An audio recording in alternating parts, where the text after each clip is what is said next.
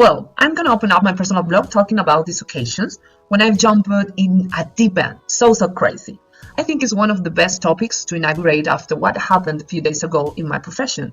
I'm a gemologist and I'm mainly focused to buy precious stones all over the world, also known as gems, to sell them later. Seems simple, right? One of those occasions when you decide to take a risk was with the Generosita. Generosita, why? Because my name is Elisa Generoso, and this story I'm going to tell you happened because I was at the right time and in the right place.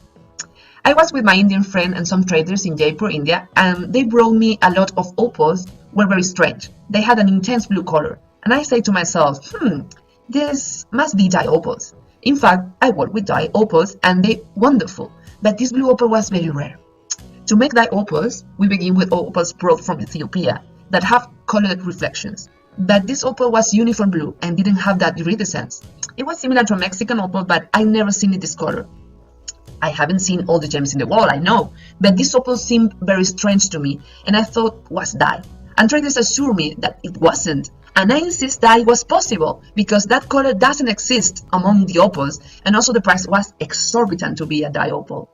They brought me a certificate from a laboratory in India I didn't know, and I distrusted because it could be an invented or false certificate, as many vendors do, and you have to be very careful with certificates' veracity. Then I look at them, and because I trusted my friend, I proposed to reach an agreement regarding the price because, despite of they were very expensive, I wanted to take them with me, and I suggested, if they were dye, I will give them back because obviously, these expensive gems dye, I wasn't going to be able to sell it. So the first thing I did when I came back home, was take them to the Spanish Gemological Institute, and there they also were surprised to see that color, and they thought the same. They were dye. They analyzed the opals with their instruments and precision machinery and found no traces of any dye. The coincidence was Institute's director was going to a convention in Riga, Lithuania, and he took these gems with him to be deeply analyzed in Riga's laboratories, and they also didn't find traces of dye. So they were natural opals without dye. After official test, I realized that was a gem I had never seen before. Next step was consult other fellow gemologists from Argentina and the US, and nobody had ever seen them also.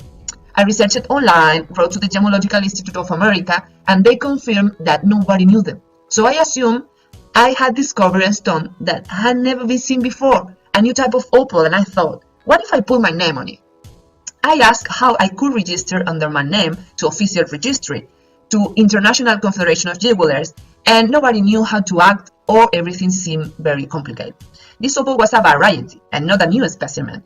This last is the only need to be registered. So the first one who discovered the gem named it and it keeping it that way.